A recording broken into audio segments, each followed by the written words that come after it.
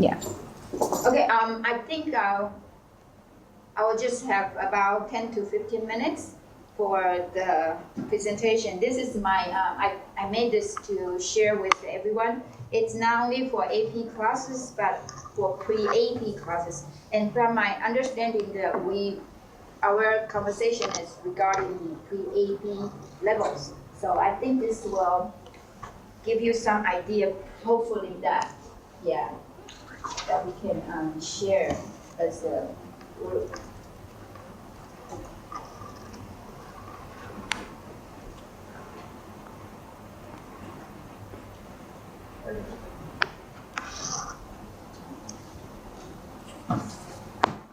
Okay, so how do you implement proficiency in language learning? My sharing for you is there are 2 points. A, you have to design a curriculum by setting goals before choosing what materials you're going to use and the types of assessments that you evaluate your students. So what is your goal for each theme? What is the unit goal? And 2, what do you want your student to do with the language? Say let's take the unit food. You mentioned about food. The outcome of the unit is you want them to know the name of the food in target language.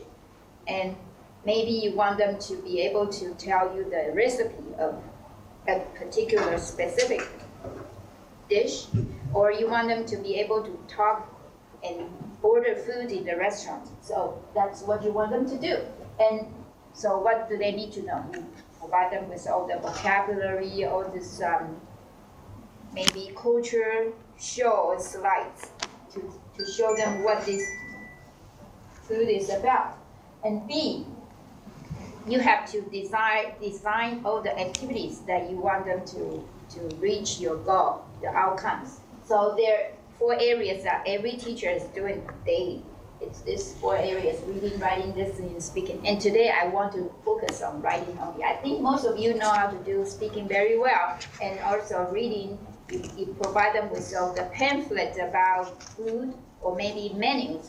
But what about writing? What do we want to do about writing? My suggestion in here is that you write with a purpose. Everyone, you provide the writing purpose for them. I think students, they all like to know, why do you want me to write something, right? I think writing a sentence is not called writing. Writing sentences are not called writing, okay? So I think you write with purpose. What do you want them to write? Sometimes, students text message all the time. How do you use the text activities for your students? Purpose, texting, okay? Or email, we all do email. Everyone does email reply every day. You can write a letter or invitation cards for birthday party, or this purpose. What is the purpose that you're doing? A note or story. Story is more for advanced level. So for the lower levels, what do? You provide a template for them to copy from as a model. So in the future, they know how to do that. So I think my lower levels, I let them use the template and then show them the models so they copy. But for advanced level, what they do, I have a sample for you, a lesson, which is for intermediate level lesson. This is a AP test a few years ago, or actually it was the practice test for AP students. They provide this 4 pictures, 4 panels. And I think I know Spanish, AP Spanish, they also have this part. This is 4 pictures that present a story. And you want them to narrate a story to a friend, and also write with a complete organization, well-organized articles, beginning, middle, and ending. This is for my higher level students to practice. I ask them to do this writing with a purpose. You have to narrate it, and you conclude the story with the ending too. Okay, so obviously you know what's going on.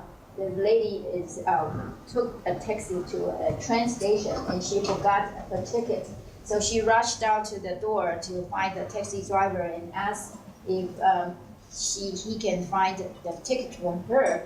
And I think at the end, you have to mention that students have to mention that she couldn't catch the train. She missed the train. So all this a complete story. They need to present in the writing. Okay. What do you do? Step 1, identify your goals. Your desired goal is that students need to be told that yes, your outcome, my expectation is that you need to narrate the whole complete story. And they will need to have beginning, middle, and end to conclude their job, the mission. And number 3, they will use transition words in the story. I don't know how you guys use, or Spanish or French or German teacher, they use the words, but in Chinese, I call these transition words, which is like because, so, in addition to, yeah. So I call it a transition words, and it's required. They will try their best to use all this, as many as possible in speaking, in writing, in everything that I require them to do.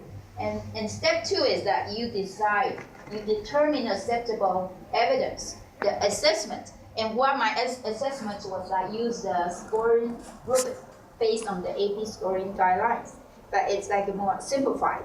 So I had made some copies for you. Okay, here is this that I use them before I give out the assignments. Students know the expectation to get it A, B, or C or D based on the criteria. And so for the first part, content organization, you need to meet all the criteria to earn your A, B, or C, D. And then second part is that I look for the verbal structures. So they have to also meet this criteria to get an A, B, C, D, the 4-letter grades. Lastly, you can ignore that it's for Chinese writing, character writing. So if they don't write the accurate word, they use the pinyin, which is pronunciation. That's not considered good, yeah, because pinyin is only for pronunciation purpose. So these are the 4 ABCD letter grades that they know beforehand, before they turn in their work. Okay, so after that, my reminder was... So I have a question. So if they use the pinyin pronunciation instead of the character... No, when they speak, they use pinyin to pronounce, like okay, so say they didn't use the right characters while they're writing. Yeah, sometimes people forget how to write, they will just use pinyin. So what would their maximum grade be if they didn't do that? They will be affected because I'm expecting to see how Chinese writing is. Pinyin is the helping sound. And that means he forgot how to write that or type that. Yeah, okay. So this is how it is.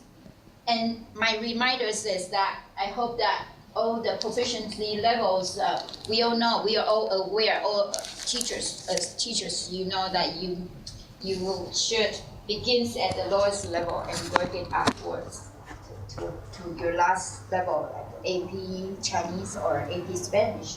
And always develop the goals through this. I take it as the, my personal guidelines, the actual proficiency guidelines, use of the rubrics, and I share with students. I think it's called the backward design, that you let them know ahead of time. And then you have can-do statements. Again, it's the backward design. What can students do? What do you want them to do?